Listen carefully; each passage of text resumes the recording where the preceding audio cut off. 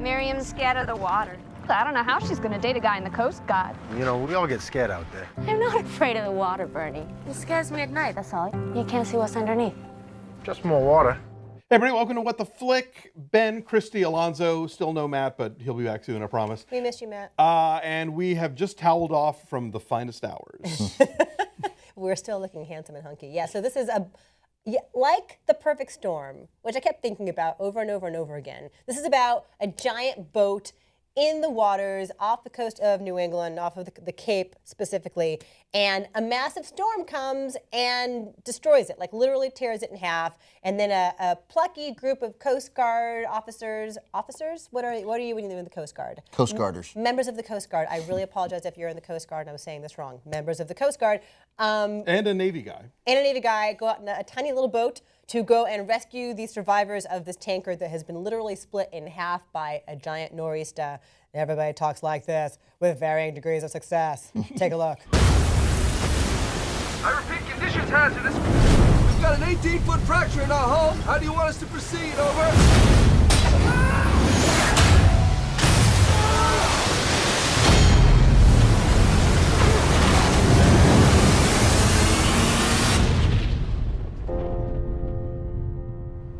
You know, they're saying this is gonna be the biggest storm that ever hit the East Coast. It's gonna be hurricane strength in an hour. Compass point you home. Why'd you wait so long before you said yes to going out on a date? I just didn't know if you'd be attracted to me. You're exactly how I pictured you. Yeah? Better.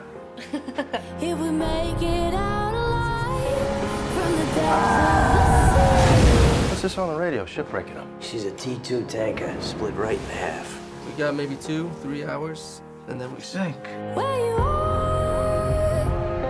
Chief, pick yourself a crew and you assist that ship. You hear? That's why I signed up. Guess now's my chance. The man in there don't know what he's doing. He's sending you out to die. On the Coast Guard, they say you gotta go out. They don't say you gotta come back in. Brace yourselves.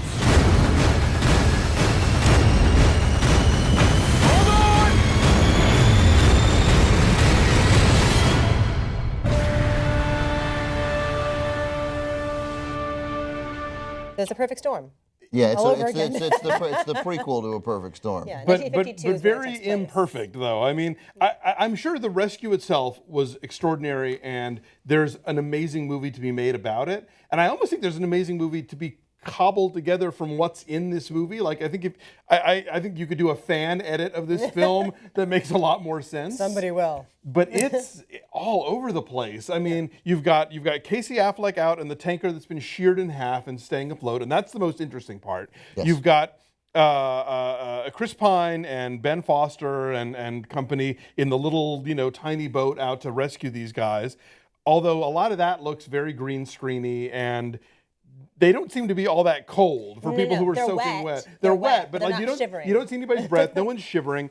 And then you've got Holliday Grainger, this British actress, playing Chris Pine's fiance, who is a fascinating character, and she's great. She looks like she stepped out of, like she was like the it girl at RKO in 1946. Christy and I thought the exact same thing. She looks not a little. I think she looks exactly like Gretchen Like Mol. Gretchen Like Mol. I thought. Yeah. I thought. We couldn't figure out I who it thought. was I at thought first. Gretchen Mol's got to be 45 years old. How could Yeah. how could she get this part? But she looks like a vintage Hollywood star. Yeah, she has that face. So does Gretchen Mol. And they don't know what, they cannot put her in this movie in any way that makes any sense at all. I mean, she has to sort of be sad and worried on land. Yeah. She does get to be a bit of a spitfire and dares to enter the Coast Guard headquarters and kick some butt, whatever. Yeah, I think she's actually the most interesting part of the whole movie. She is, but they don't know, but she's so poorly integrated into the rest of the film that it's almost like, I almost want to make two movies out of this. Starring. One that's about her and one that's about the rescue, because they don't know how to, like, they don't bring those things together well at all. Her clothes are great, her hair is great, the lipstick is perfect, I mean, she's Chris Pine's fiance. If she were playing a lesbian, she could have been in Carol. Yes. Boom. Yes. No Maybe that's what she did during the storm. Because it did seem like a different movie. I liked this a little better than you guys, partly because I thought it would be so terrible. Although I didn't even know what it was about when I saw it. Terrible title. Bravery. It's about bravery. It is Come about on. bravery. Terrible But the moment where the boat is cut in half, like I had a gasp movie moment. Yeah, like no. Once you realize what's happened. When I realized that, I was like, oh. Right, and then what happens with those guys on the boat? I mean, I think Casey Affleck is wonderful.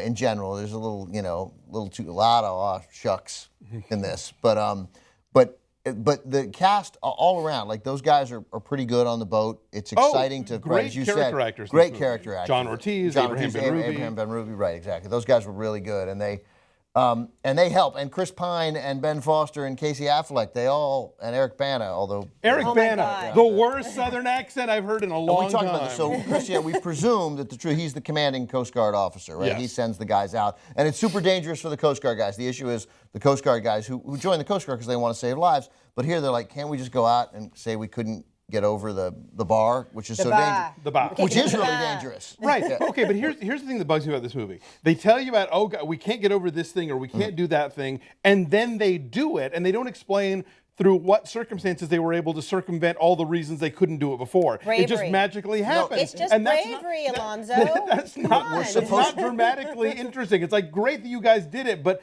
get me from point can't be done to point, oh, we did it with some sort of explanation. It starts with some story about Chris Pine failing to get out on a rescue last year and 6 or 8 sailors dying. Which is told but never shown. Told but never shown, and therefore it never resonated at all. It took me like the 3rd time to be like, oh, I guess I was supposed to listen to this. Like this is important. This is important backstory.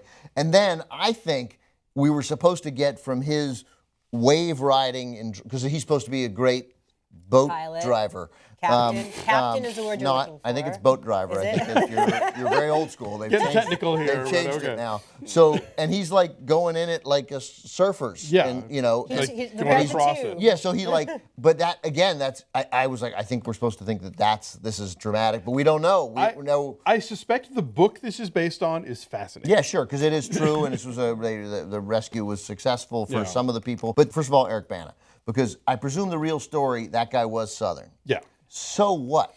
All he has to be is not the whole point for the storyline, narratively. It's just that he's not Mayor Quimby. He's not from New England. He's not from there. He's an so they don't take him outsider. seriously, so he could have a Midwestern accent. He could have a California. They could have just said, "You California, you think you can come in here?" And then he didn't have to do any accent, and he would have been Eric Bana, which is awesome. Right? He's he could have done like the funny people voice. Right. He's Marty Baron in Spotlight. Right, that's right. He's not from Just New be an England, outsider. so don't take him seriously. So you don't have to have a dumb accent. The accent was like, what are you doing? This is terrible. Why? And then there's the issue of the water, which you talked about. So they mentioned, because there's another ship at the same time that met the same fate, right? Which is it's a stunning. What are the odds? The 2 ships were oil essentially tankers. oil tankers sliced in half. And like the Alpha Coast Guard guys all go to fix the other one, and they get they nowhere. don't even realize that it's happening. Whereas it's our plucky, scrappy band of, we hear on the radio about the first ship that some of the men have hypothermia. So that's their one mention that this is a thing. It's February during a storm in New England. When the word hypothermia comes up, I was like, oh yeah, right. Why is it getting colder? These guys are getting drenched with the little They're boat underwater. That goes under. Boat waves. It surfs a wave. I mean, it dives under a wave. It goes underwater. These guys would be so cold. They would be so cold. You'd see their breath. You'd see their breath, and it would turn to ice on their clothes. And until the end, when they're coming in, do we get the first moment that you realize people shivering, and they're losing consciousness because of. But then they get there, and there's a big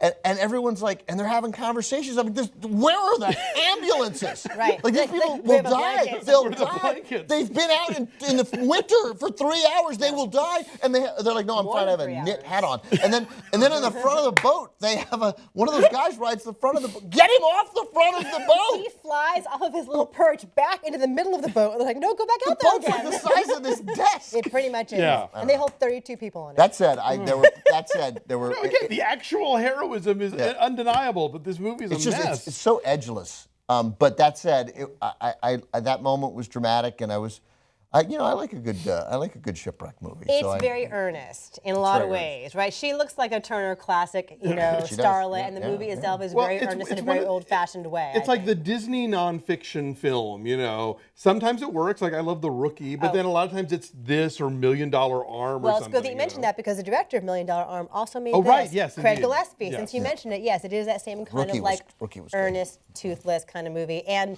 you talk about the waves in the water, because it is all at night and the effects do look kind of cheesy. It's kind of hard to tell sometimes what is happening, right? Maybe that's intentional.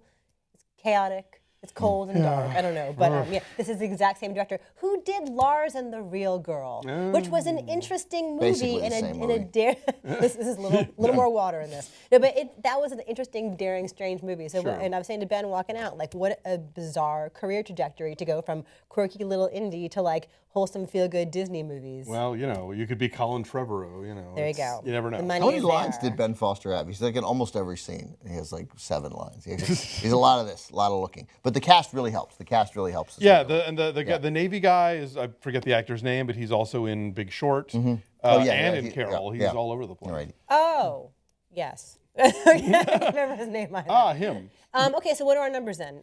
Ben, what's your number? I liked it a little better than you guys. I gave it a 6.1. It was fairly exciting and it wasn't too long. I kind of split it with a 5. There's things that work, but it's a mess. 5.2 for me. Our average is a 5.4. It is at 54% on the tomato meter.